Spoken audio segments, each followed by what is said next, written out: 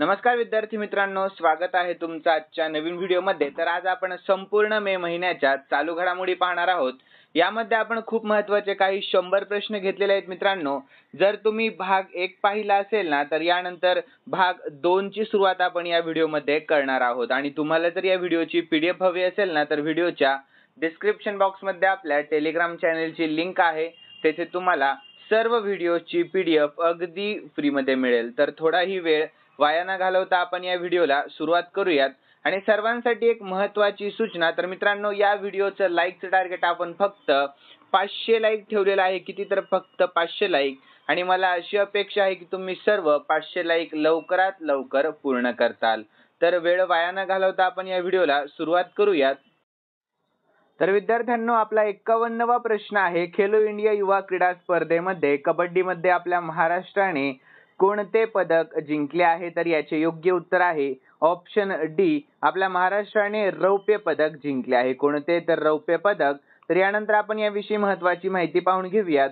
तर 2025च्या खेलो इंडिया युवा क्रीडा स्पर्धेमध्ये आपल्या महाराष्ट्राच्या पुरुष कबड्डी संघाने रौप्य पदक जिंकले आहे। तर या स्पर्धेच्या अंतिम सामन्यामध्ये हरियाणाने 39-28 असा विजय मिळवून सुवर्ण पदक पटकावले। तर आपल्या महाराष्ट्राने रौप्य पदकावर समाधान मानले आहे।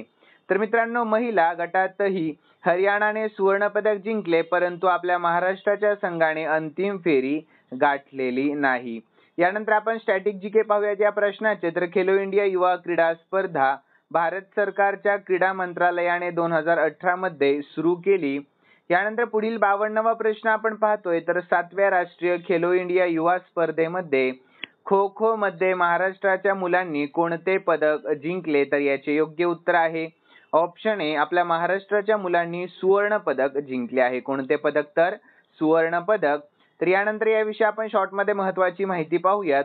तर मित्रांनो, 7व्या राष्ट्रीय खेलो इंडिया युवा स्पर्धेमध्ये म्हणजे 2025 मध्ये या तर महाराष्ट्राच्या मुलांनी खो खो स्पर्धेमध्ये सुवर्ण पदक जिंकले आहे। तर गया बिहार येथील बीपार्ड स्पोर्ट्स कॉम्प्लेक्स मध्ये झालेल्या अंतिम सामन्यामध्ये त्यांनी ओडिशाच्या संघाला 34-25 ने पराभूत केले। यानंतर या विजयामुळे महाराष्ट्राने एकूण पदक तालिकेमध्ये आघाडी कायम ठेवलेली आहे। यानंतर मित्रांनो, 7व्या राष्ट्रीय खेलो इंडिया युवा स्पर्धेमध्ये महाराष्ट्राच्या मुलींनी खो खो स्पर्धेमध्ये रौप्य पदक जिंकले आणि गया बिहार येथील बीपार्ड स्पोर्ट्स कॉम्प्लेक्स मध्ये झालेल्या अंतिम सामन्यामध्ये ओडिशाच्या संघाने महाराष्ट्राला 34-31 असा थोडक्याच फरकाने पराभूत केलेले आहे। यानंतर आपल्या महाराष्ट्राच्या मुलींनी उत्कृष्ट खेळ केला, पण ओडिशाच्या संघाने शेवटच्या क्षणी आक्रमक खेळ करून विजय मिळवलेला आहे। यानंतर मित्रांनो, पुढील प्रश्न आहे 53वा। तर विकसित कृषी संकल्प अभियान कोणत्या मंत्रालयाद्वारे नुकताच लॉन्च करण्यात आलेला आहे? तर याचे योग्य उत्तर आहे ऑप्शन बी, कृषी मंत्रालयाद्वारे लॉन्च करण्यात आलेला आहे। कोणत्या? तर कृषी या मंत्रालयाद्वारे। तर याविषयी आपण शॉर्टमध्ये महत्त्वाची माहिती पाहून घेऊयात। तर मित्रांनो, विकसित कृषी संकल्प अभियान हे भारत सरकारच्या कृषी आणि शेतकरी कल्याण मंत्रालयाद्वारे सुरू करण्यात आलेले आहे। आणि या अभियानाचा मुख्य उद्देश आहे शेतकऱ्यांपर्यंत कृषी योजनांची माहिती पोहोचवणे आणि त्यांना आधुनिक शेती पद्धतीबद्दल जागरूक करणे आणि त्यांच्या उत्पन्नामध्ये वाढ घडवणे हा आहे। यानंतर केंद्रीय कृषी मंत्री शिवराज सिंह चौहान यांनी 29 मे पासून देशभर हे अभियान सुरू करण्याची घोषणा केली। यानंतर विद्यार्थ्यांना आपण स्टॅटिक जीके विषयी शॉर्टमध्ये महत्त्वाची माहिती पाहूयात। या प्रश्नाचे आपण स्टॅटिक जीके पाहतोय। तर विकसित कृषी संकल्प अभियान कृषी आणि शेतकरी कल्याण मंत्रालयाद्वारे 29 मे पासून सुरू करण्यात आलेले आहे। यानंतर पुढील प्रश्न, तर भारत आणि पाकिस्तान यांच्यातील 2025 मधील संघर्षानंतर शांतता स्थापनेसाठी कोणत्या देशाच्या मध्यस्थीने युद्ध टळले आहे? तर याचे योग्य उत्तर आहे ऑप्शन डी, अमेरिका या। कोणत्या? तर अमेरिका या। तर यानंतर आपण याविषयी शॉर्टमध्ये महत्त्वाची माहिती पाहून घेऊयात। तर अमेरिकाचे सध्याचे राष्ट्राध्यक्ष डोनाल्ड ट्रम्प यांच्या नेतृत्वाखाली अमेरिकेचे उपराष्ट्राध्यक्ष JD व्हान्स आणि परराष्ट्र सचिव मार्को रुबियो यांनी मध्यस्थी करून भारत पाकिस्तान यांच्यातील संघर्ष थांबवलेला आहे। यानंतर पुढील प्रश्न, तर बेकायदेशीर बांगलादेशींना पकडण्यासाठी कोणत्या शहरामध्ये ऑपरेशन फेस वॉश राबवले जात आहे? तर याचे योग्य उत्तर आहे ऑप्शन ए नवी दिल्ली या शहरामध्ये. यानंतर याविषयी आपण शॉर्टमध्ये महत्त्वाची माहिती पाहूयात. तर मित्रांनो, घुसखोरांविरुद्धच्या चौकशीनंतर दिल्ली पोलिसांनी 3 कथित अवैध बांगलादेशी स्थलांतरितांना अटक केलेली आहे. तर ऑपरेशन फेसवॉश नावाची विशेष मोहीम सध्या जिल्ह्यामध्ये राबवली जात आहे, ज्याचा मुख्य उद्देश आहे बेकायदेशीर बांगलादेशी स्थलांतरितांची ओळख पटवणे आणि त्यांच्यावर कारवाई करणे. यानंतर मे 2025 मध्ये बेकायदेशीर बांगलादेशी नागरिक संशय टाळण्यासाठी ट्रान्सजेंडर म्हणून वेश धारण करून ट्रॅफिक सिग्नलवर भीक मागण्यामध्ये आणि इतर क्रियाकलापांमध्ये गुंतले असल्याची गुप्तचर माहिती समोर आली आहे. यानंतर पुढील प्रश्न, तर आपल्या महाराष्ट्रातील मालवण येथील राजकोट किल्ल्यावर छत्रपती शिवाजी महाराजांचा किती फूट उंचीचा पुतळा उभारण्यामध्ये आलेला आहे? तर याचे योग्य उत्तर आहे ऑप्शन बी 91 फूट. किती? तर 91 फूट. तर याविषयी आपण शॉर्टमध्ये महत्त्वाची माहिती पाहून घेऊयात. तर मित्रांनो, 2025 मध्ये महाराष्ट्रातील मालवण येथील राजकोट किल्ल्यावर छत्रपती शिवाजी महाराजांचा 91 फूट उंचीचा भव्य पुतळा उभारण्यात आलेला आहे. तर या पुतळ्याची उंची आहे 81 फूट असून त्यावर 10 फूट उंचीचा चबुतरा आहे, ज्यामुळे एकूण उंची होत आहे 91 फूट. ठीक आहे, लक्षात ठेवा सर्वांनी. तर या पुतळ्याचा उद्घाटन मुख्यमंत्री देवेंद्र फडणवीस यांनी 11 मे 2025 रोजी केले. तर हा पुतळा प्रसिद्ध शिल्पकार राम सुतार यांच्या मार्गदर्शनाखाली तयार करण्यात आलेला आहे आणि हा पुतळा हवामानाच्या प्रतिकूल परिस्थितीमध्ये टिकून राहील असे सांगितले जाते. यानंतर पुढील प्रश्नाकडे आपण वळूया. तर मित्रांनो, कोणत्या उद्योग समूहाने देशामध्ये पहिल्यांदाच हायड्रोजन ट्रकचा वापर केलेला आहे? तर याचे योग्य उत्तर आहे ऑप्शन सी अदानी समूहाने. कोणत्या? तर अदानी या समूहाने. तर याविषयी आपण शॉर्टमध्ये सर्वांनी महत्त्वाची माहिती पाहूयात.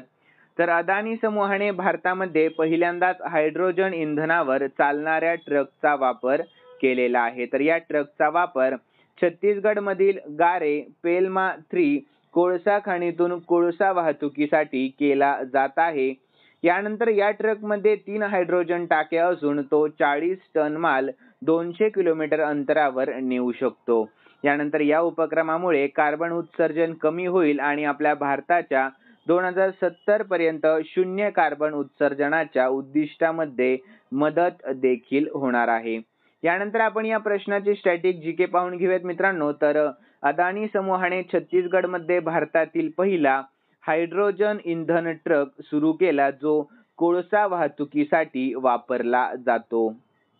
यानंतर पुढील प्रश्न, तर अलीकडेच कोणती विधानसभा पूर्णपणे सौर ऊर्जेवर चालणारी देशातील पहिली विधानसभा बनणार आहे? तर याचे योग्य उत्तर आहे ऑप्शन ए दिल्ली विधानसभा. कोणती? तर दिल्ली विधानसभा. तर याविषयी शॉर्टमध्ये आपण महत्त्वाची माहिती पाहूयात.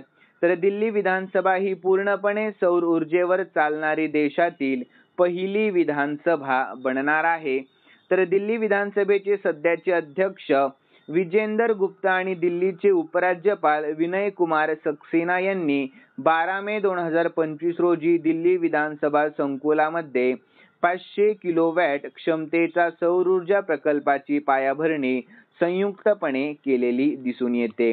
तर मित्रांनो, सौर ऊर्जा उत्पादनामध्ये दिल्लीसाठी ही आणखी एक कामगिरी असणार आहे.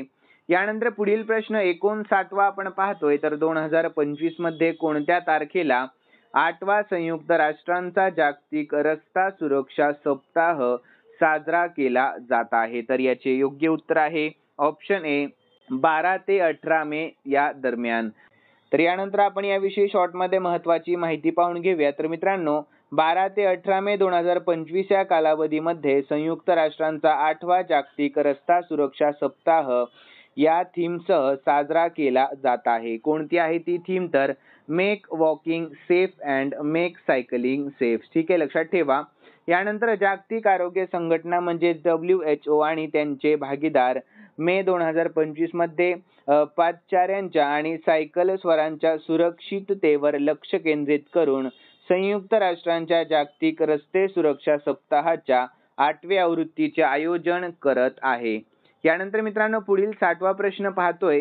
तर जगातील सर्वात उंच बांध नुकताच कोठे बांधण्यात येत आहे? तर याचे योग्य उत्तर आहे ऑप्शन डी चीनमध्ये बांधण्यात येत आहे. कोठे? तर चीनमध्ये. तर याविषयी आपण शॉर्टमध्ये महत्त्वाची माहिती पाहूयात.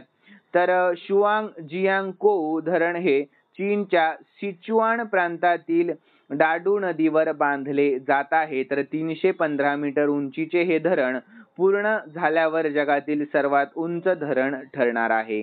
यानंतर या प्रकल्पाचा मुख्य उद्देश आहे जलविद्युत निर्मिती, पूर नियंत्रण आणि नदी व्यवस्थापन असा.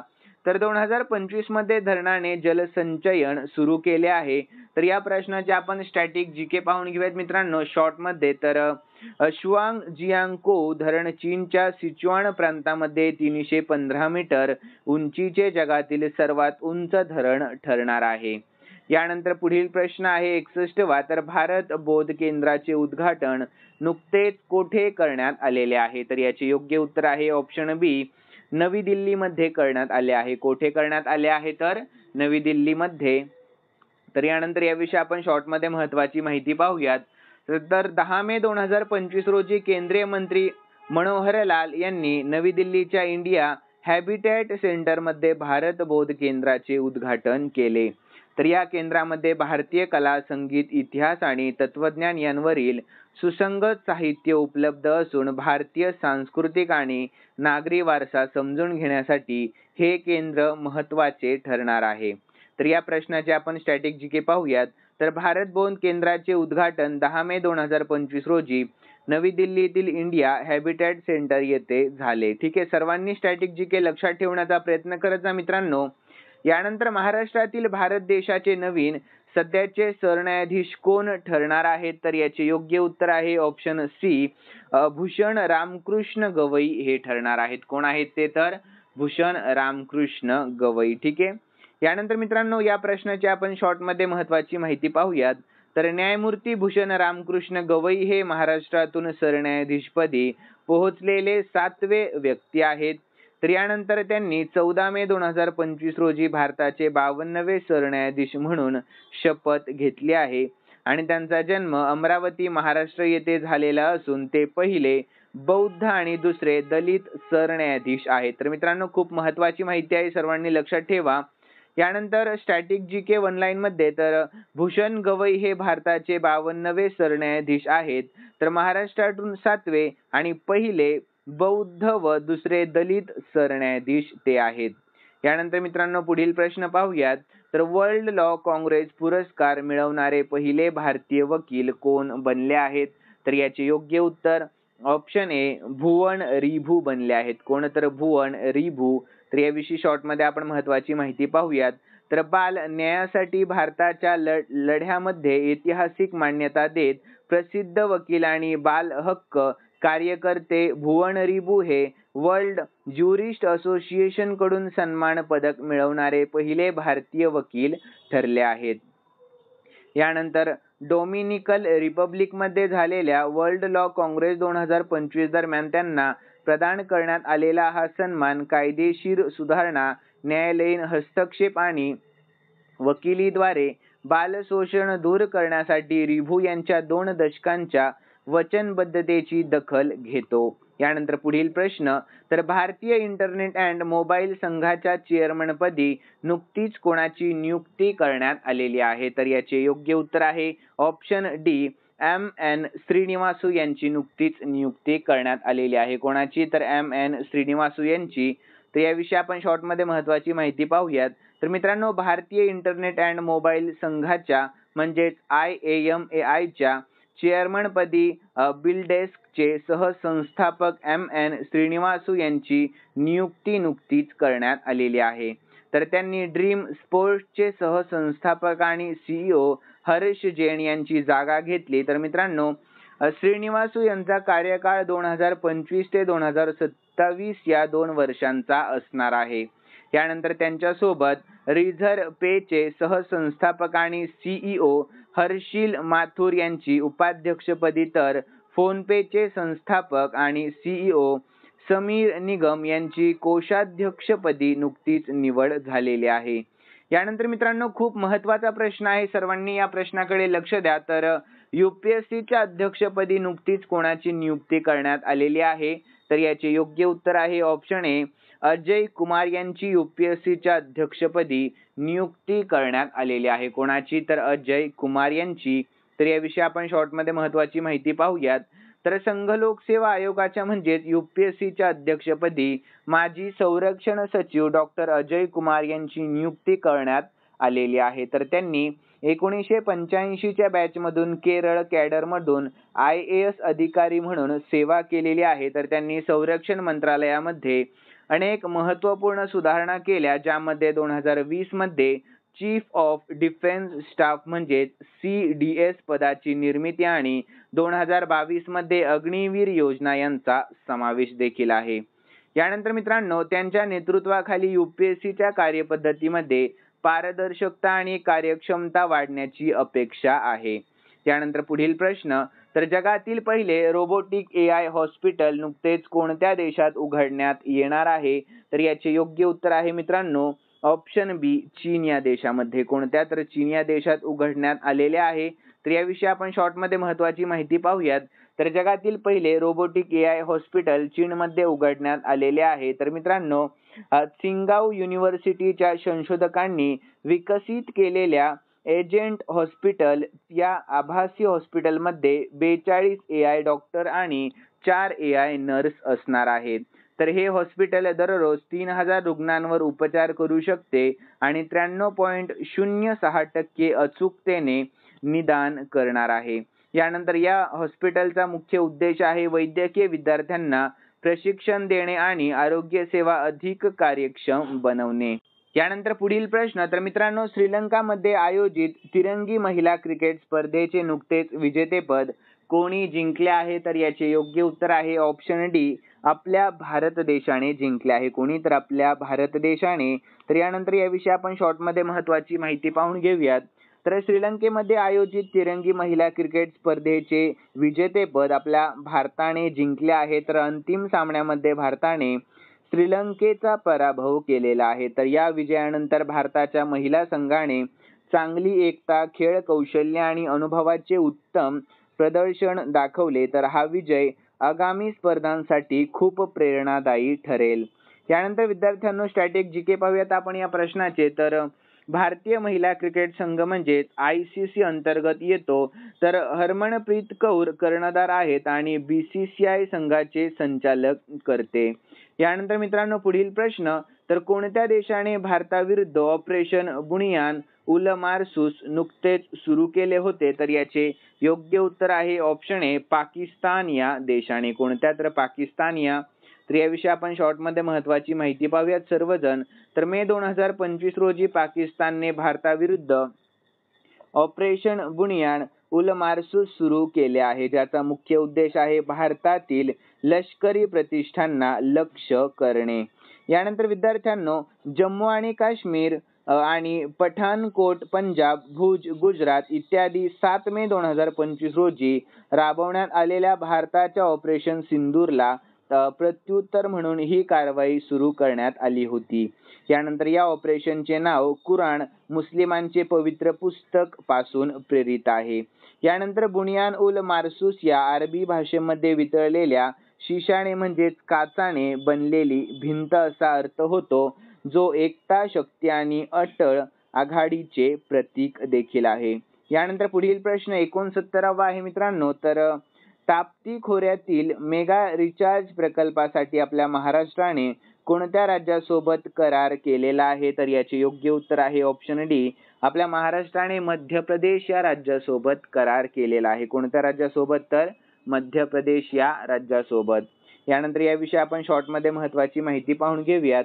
तर मध्य प्रदेशामध्ये तापी बेसिन मेगा रिचार्ज प्रकल्प संयुक्तपणे राबवण्यासाठी मध्य प्रदेश आणि आपल्या महाराष्ट्राने सामंजस्य करार केलेला आहे. यानंतर विद्यार्थ्यांनो, मध्य प्रदेश विषयी आपण शॉर्टमध्ये महत्त्वाची माहिती पाहून घेऊयात. तर मध्य प्रदेशची राजधानी आहे भोपाळ. सध्याचे मुख्यमंत्री मोहन यादव आणि सध्याचे राज्यपाल आहेत तेथील मंगूभाई पटेल आणि लोकसभेच्या एकूण जागा आहेत 19 आणि राज्यसभेच्या जागा आहेत एकूण 11. किती आहेत राज्यसभेच्या जागा? तर 11 राज्यसभेच्या जागा आहेत. यानंतर 17वा प्रश्न, तर अलीकडेच भारतीय सैन्याने काश्मीरमध्ये दहशतवाद्यांवर कोणते ऑपरेशन सुरू केले आहे? तर याचे योग्य उत्तर आहे ऑप्शन डी, ऑपरेशन केलर सुरू केले आहे. कोणते आहे ऑपरेशन? तर ऑपरेशन केलर. तर यानंतर याविषयी आपण शॉर्टमध्ये महत्त्वाची माहिती पाहूयात. तर ऑपरेशन सिंदूर नंतर भारतीय सैन्याने 13 मे रोजी जम्मू आणि काश्मीरमध्ये ऑपरेशन केलर नुकतेच सुरू केले होते. तर या अंतर्गत जम्मू काश्मीरच्या शोपियान भागामध्ये दहशतवाद्यांचा शोध आणि एन्काउंटर केले जात आहे. तर लष्कराने आतापर्यंत 3 दहशतवाद्यांना ठार मारले आहे. यानंतर विद्यार्थ्यांनो 71वा प्रश्न पाहूया. तर नीरज चोप्रा याला भारतीय सैन्य दलामध्ये कोणते मानद पद देण्यात आलेले आहे? तर याचे योग्य उत्तर आहे ऑप्शन बी, मानद लेफ्टनंट कर्नल हे पद देण्यात आलेले आहे. कोणते? तर लेफ्टनंट कर्नल हे पद. तर याविषयी शॉर्टमध्ये आपण महत्त्वाची माहिती पाहून घेऊयात. तर विद्यार्थ्यांनो भारतीय भालाफेकपटू नीरज चोप्राला भारतीय प्रादेशिक लष्करामध्ये मानद लेफ्टनंट कर्नल पद देण्यात आले आहे. यानंतर मंत्रालयाच्या 13 मे 2025 रोजीच्या अधिसूचनेनुसार 16 एप्रिल 2025 पासून नीरजला हे मानद पद प्रदान करण्यात आलेले आहे.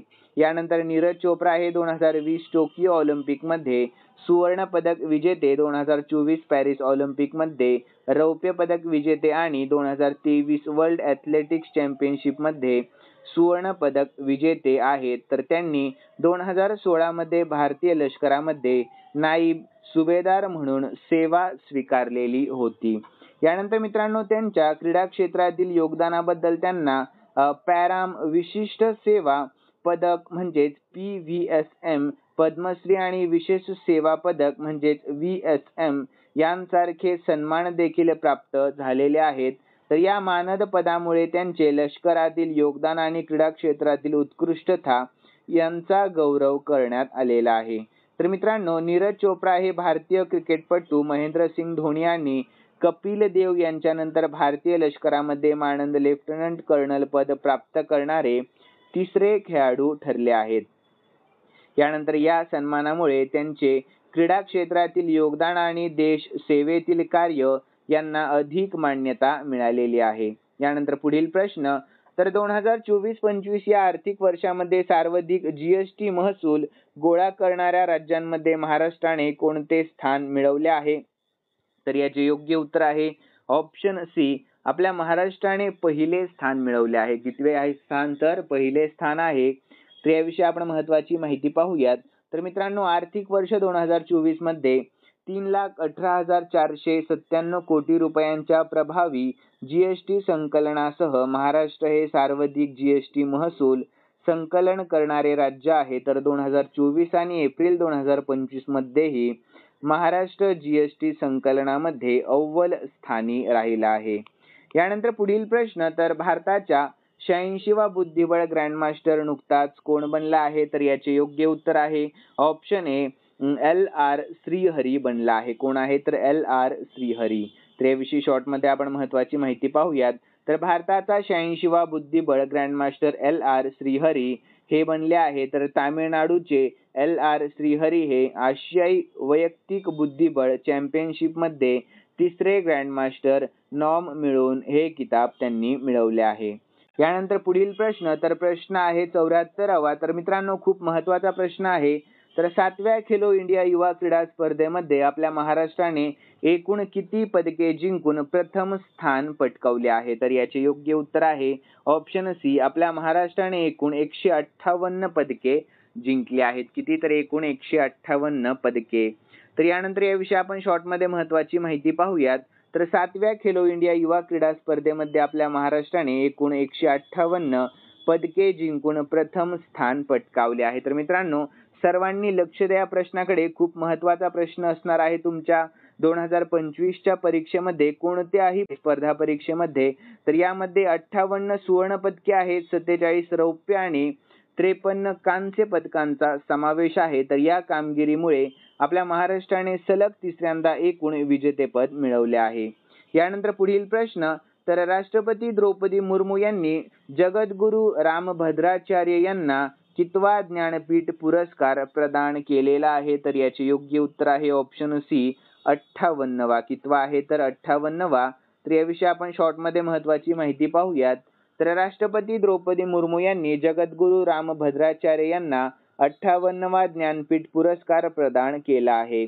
तर 16 मे 2025 रोजी दिल्लीतील विज्ञान भवन येथे हा पुरस्कार समारंभ आयोजित करण्यात आला होता. तर रामभद्राचार्य हे संस्कृत साहित्याचे महान विद्वान असून त्यांनी 22 भाषांमध्ये 240 हून अधिक ग्रंथांची रचना केलेली आहे.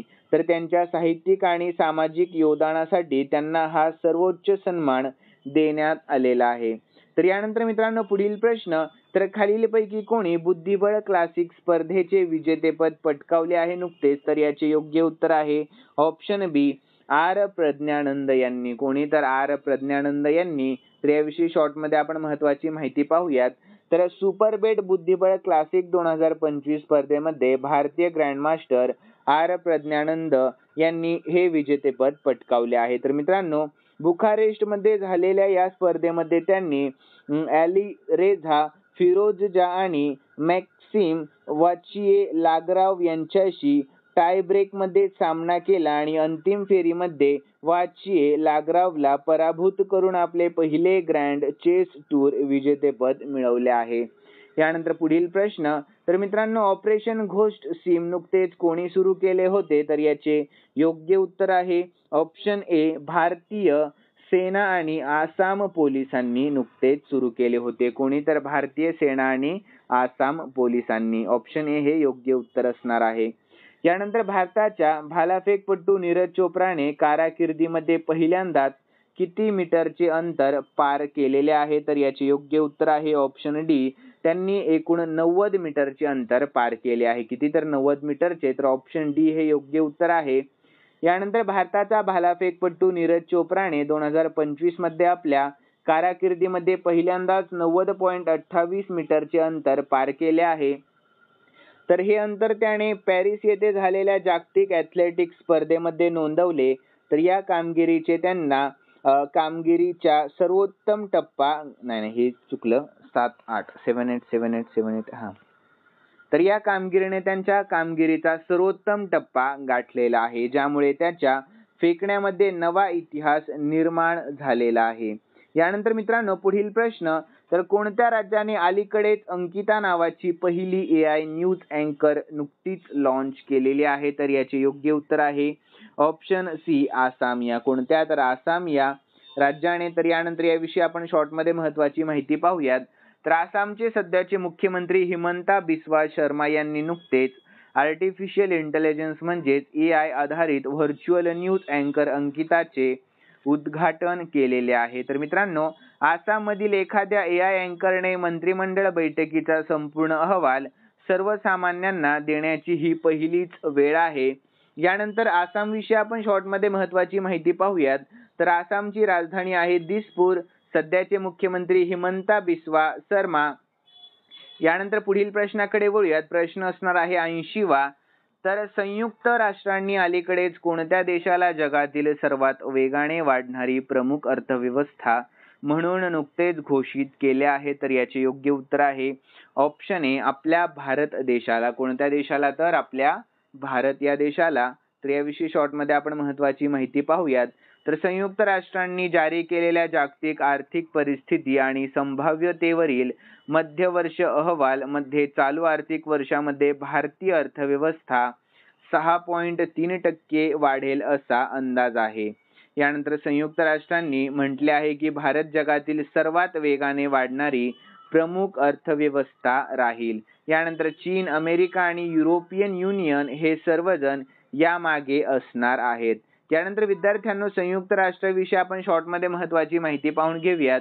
तर स्थापना झाली 24 ऑक्टोबर 1945 मध्ये आणि मुख्यालय कोठे आहे? तर न्यूयॉर्क शहर, युनायटेड स्टेट्स अमेरिकामध्ये. आणि सध्याचे अध्यक्ष कोण आहेत संयुक्त राष्ट्राचे? तर अँटोनियो गुटेरेस हे आहेत आणि सदस्य देश आहेत एकूण तर 193. ठीक आहे, लक्षात ठेवा.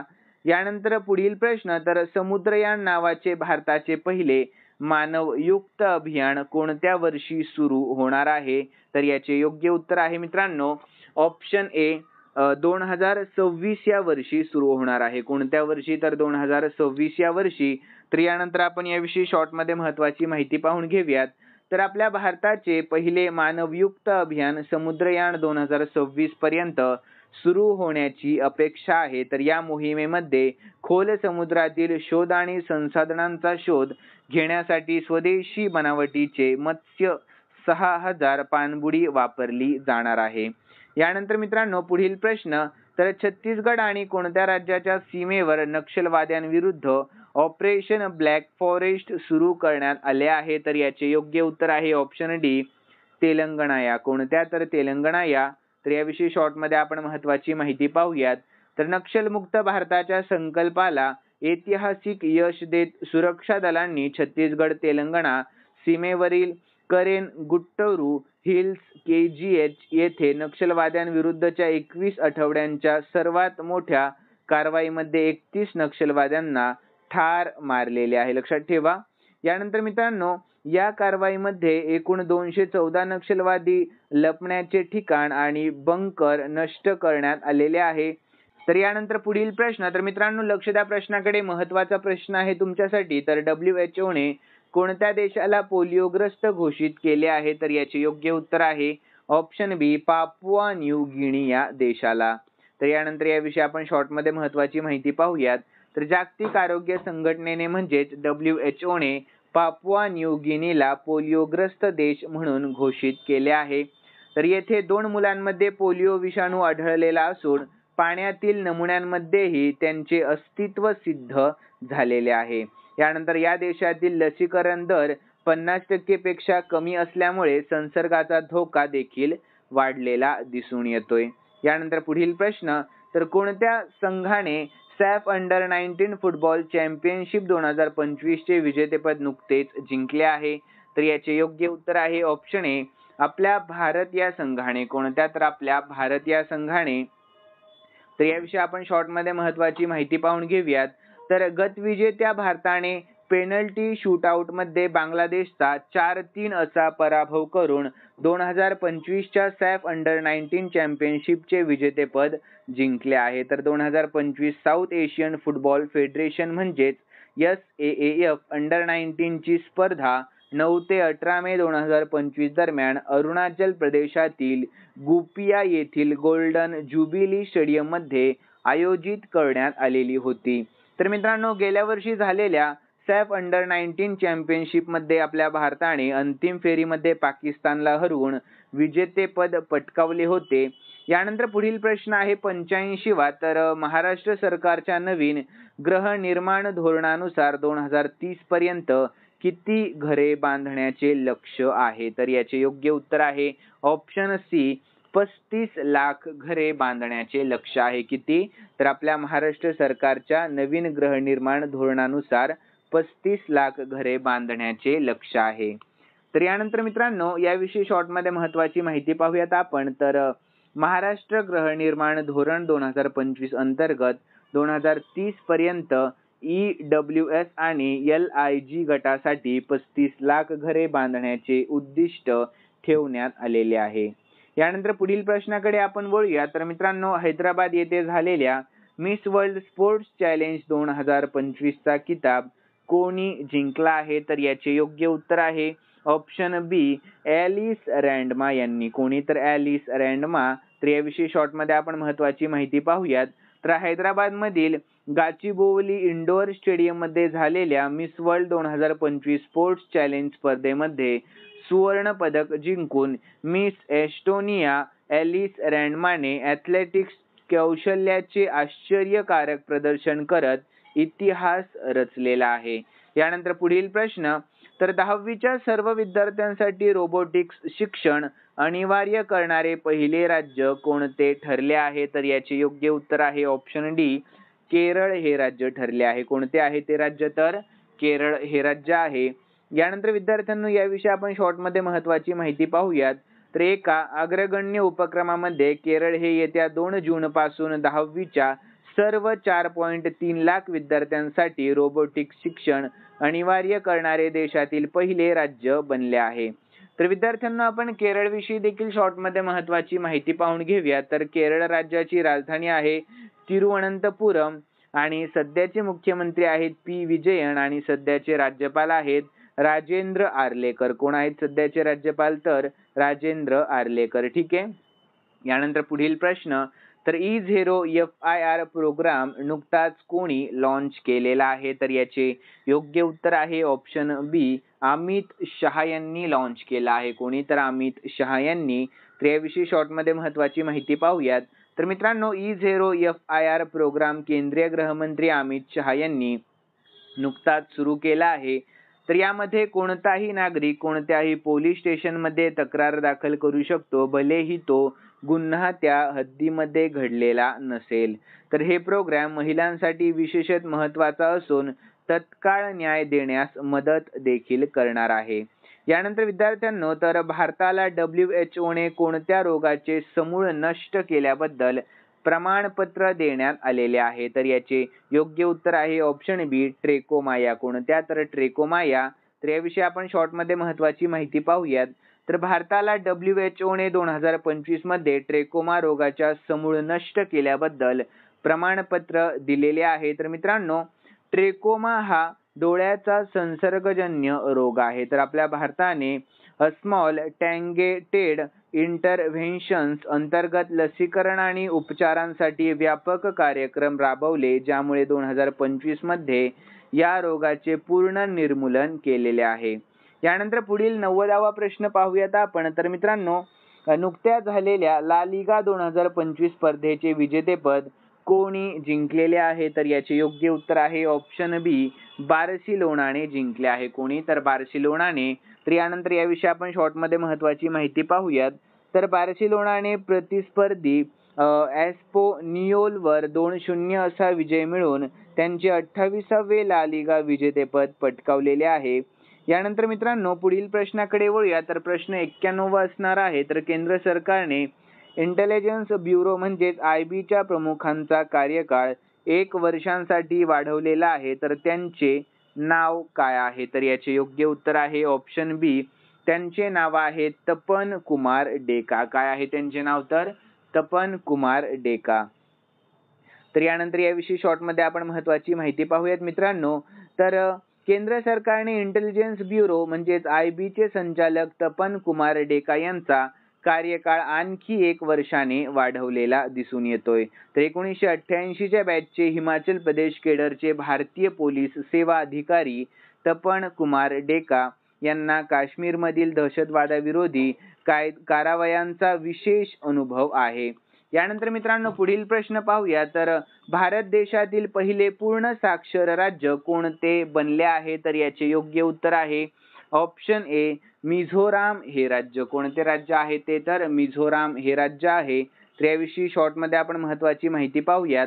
तर मिझोरामला पूर्ण साक्षर राज्य घोषित करण्यात आले आहे आणि हे राज्य हे यश मिळवणारे देशातील पहिले राज्य बनले आहे. तर मित्रांनो, साक्षरता दर आता 98.2% असा आहे.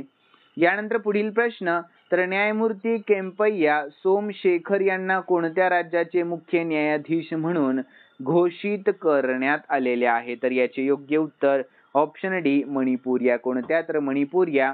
तर याविषयी आपण शॉर्टमध्ये महत्त्वाची माहिती देखील पाहूयात मित्रांनो. तर राष्ट्रपती द्रौपदी मुर्मू यांनी कर्नाटक उच्च न्यायालयाचे न्यायाधीश केम्पय्या सोमशेखर यांची मणिपूर उच्च न्यायालयाचे मुख्य न्यायाधीश म्हणून नियुक्ती केलेली आहे. यानंतर पुढील प्रश्न, 2025 चा प्रतिष्ठित आंतरराष्ट्रीय बुकर पुरस्कार नुकताच कोणी जिंकलेला आहे? तर याचे योग्य उत्तर आहे ऑप्शन ए, बानू मुस्ताक यांनी नुकताच जिंकला आहे. कोणी? तर बानू मुस्ताक यांनी. तर याविषयी आपण शॉर्टमध्ये महत्त्वाची माहिती पाहूयात.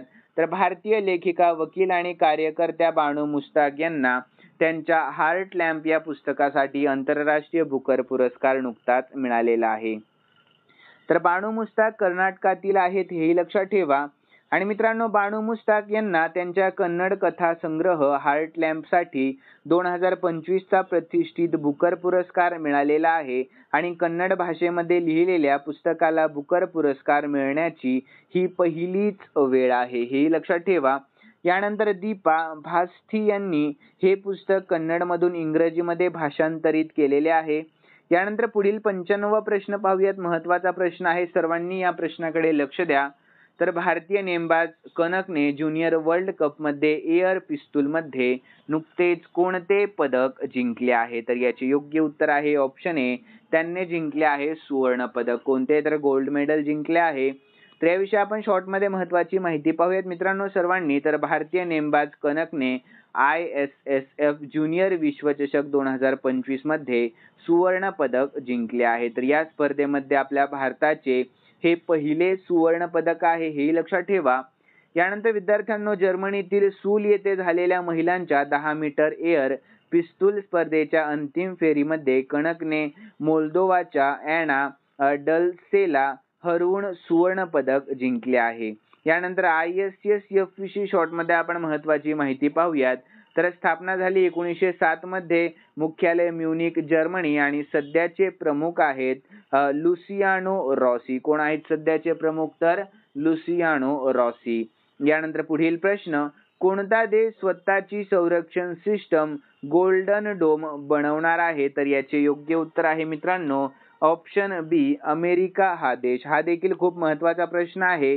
तर यानंतर याविषयी आपण शॉर्ट मध्ये महत्त्वाची माहिती पाहूयात मित्रांनो. तर अमेरिकेचे सध्याचे राष्ट्राध्यक्ष डोनाल्ड ट्रम्प यांनी घोषणा केलेली आहे की अमेरिका स्वतःची संरक्षण प्रणाली गोल्डन डोम बनवणार आहे. तर ही एक क्षेपणास्त्र संरक्षण प्रणाली आहे जी अंतराळामध्ये बसवली जाईल.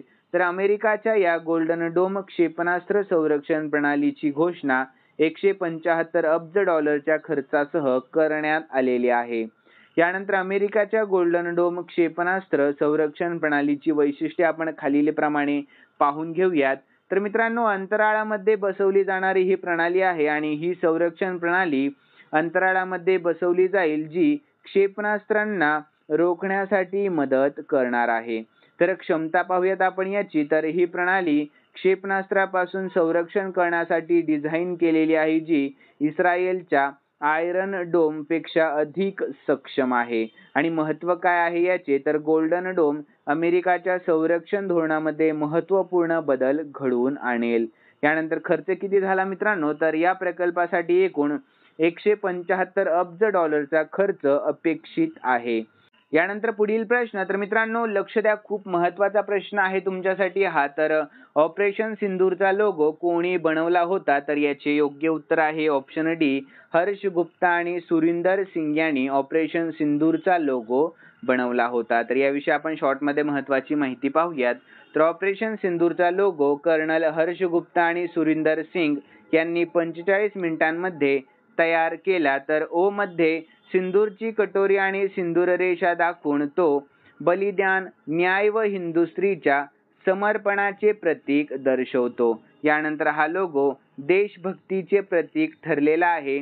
यानंतर पुढील प्रश्न, तर सुप्रीम कोर्टाने महिलांच्या कोणत्या अधिकाराला मूलभूत हक्क म्हणून नुकतीच मान्यता दिलेली आहे? तर याचे योग्य उत्तर आहे ऑप्शन डी, मातृत्वाचा हक्क. कोणता? तर मातृत्वाचा हक्क. तर याविषयी आपण शॉर्ट मध्ये महत्त्वाची माहिती पाहूयात. तर सुप्रीम कोर्टाने 2025 मध्ये दिलेल्या निर्णयामध्ये सांगितलेले आहे की मातृत्व रजा हा महिलांचा मूलभूत अधिकार आहे, जो तिसऱ्या अपत्यांसाठी सुद्धा लागू होतो. तर हा निर्णय मित्रांनो संविधानातील कलम 14 समानता आणि कलम 21 जीवनाचा अधिकार यावर आधारित आहे. तर यानंतर हा हक्क महिलांच्या प्रतिष्ठा, आरोग्य आणि सशक्तीचे संरक्षण करतो, लक्षात ठेवा. यानंतर मित्रांनो पुढील प्रश्न आहे 99वा. तर मलेशिया मास्टर्स बॅडमिंटन स्पर्धा 2025 चे पुरुष एकेरीचे विजेतेपद नुकतेच कोणी पटकावले आहे? तर याचे योग्य उत्तर आहे ऑप्शन डी, ली शिफेंग यांनी. कोणी? तर ली शिफेंग यांनी. तर याविषयी आपण शॉर्ट मध्ये महत्त्वाची माहिती पाहूयात. तर मलेशिया मास्टर्स बॅडमिंटन स्पर्धा 2025 च्या पुरुष एकेरीच्या अंतिम फेरीमध्ये ली शिफेंग यांनी किदांबी श्रीकांत यांना 21-11, 21-9 असा सरळ गेम मध्ये पराभूत करून विजेतेपद पटकावले आहे. तर या विजयासह ली शिफेंग हे मलेशिया मास्टर्स जिंकणारे पहिले चीनी पुरुष एकेरीचे खेळाडू ठरले आहेत. यानंतर विद्यार्थ्यांनो पुढील माहिती पाहून घेऊया. तर या ऐतिहासिक विजयामुळे चीनने या स्पर्धेमध्ये एकूण 4 पदके जिंकली, ज्यामध्ये पुरुष एकेरी, महिला एकेरी आणि महिला दुहेरी आणि मिश्र दुहेरी यांचा समावेश आहे. यानंतर विद्यार्थ्यांनो 100वा प्रश्न आहे, खूप महत्त्वाचा प्रश्न आहे, सर्वांनी प्रश्नाकडे लक्ष द्या. तर 2025 मध्ये कोणत्या विभागामध्ये मान्सूनचा सर्वात लवकर प्रवेश झालेला आहे, जो प्रवेश मागील 54 वर्षातील सर्वात लवकर आहे? तर याचे योग्य उत्तर आहे ऑप्शन सी, विदर्भ. या कोणत्या? तर विदर्भ या विभागामध्ये. तर याविषयी आपण शॉर्टमध्ये महत्त्वाची माहिती पाहूयात. तर 2025 मध्ये मान्सूनचा सर्वात लवकर प्रवेश विदर्भ या विभागामध्ये झाला. तर 28 मे रोजी नेहमीच्या 15 जूनच्या तुलनेत 18 दिवस अगोदर मान्सून विदर्भामध्ये पोहोचला, जो मागील 54 वर्षातील सर्वात लवकर आहे. यानंतर विद्यार्थ्यांनो खालील 2 प्रश्न मी स्पेशली तुमच्यासाठी ठेवलेले आहेत आणि हे 2 प्रश्न आपण या झालेल्या चालू घडामोडीच्या व्हिडिओमध्ये पाहिलेले आहेत. तर प्रश्न असा आहे, ऑपरेशन सिंदूर या कारवाईचा संबंध कोणत्या क्षेत्राशी आहे? तर याचे योग्य उत्तर तुम्हाला आपल्या कॉमेंट बॉक्समध्ये सांगण्याचा प्रयत्न करायचा आहे. यानंतर विद्यार्थी मित्रांनो पुढील प्रश्न देखील मी तुमच्यासाठी ठेवलेला आहे. तर भारतीय विज्ञान आणि तंत्रज्ञान विभागाच्या सर्वेक्षण अहवालानुसार आपल्या महाराष्ट्राची किनारपट्टीची लांबी 720 वरून किती किलोमीटर करण्यात आलेली आहे? तर याचे योग्य उत्तर तुम्हाला आपल्या कॉमेंट बॉक्समध्ये सांगायचं आहे मित्रांनो. आणि तुम्हाला जर आजचा व्हिडिओ आवडलेला असेल तर नक्कीच या व्हिडिओचं लाईकचं टार्गेट पूर्ण करा मित्रांनो. किती लाईकचं टार्गेट आहे? तर एकूण 500 लाईकचं टार्गेट आपण या ठिकाणी ठेवलेलं आहे. किती? तर 500. तर मित्रांनो तुम्हाला जर व्हिडिओ आवडला असेल तर नक्कीच या व्हिडिओला लाईक करा आणि सबस्क्राईब करायला अजिबात विसरू नका. तर चला भेटूयात नवीन व्हिडिओमध्ये. धन्यवाद.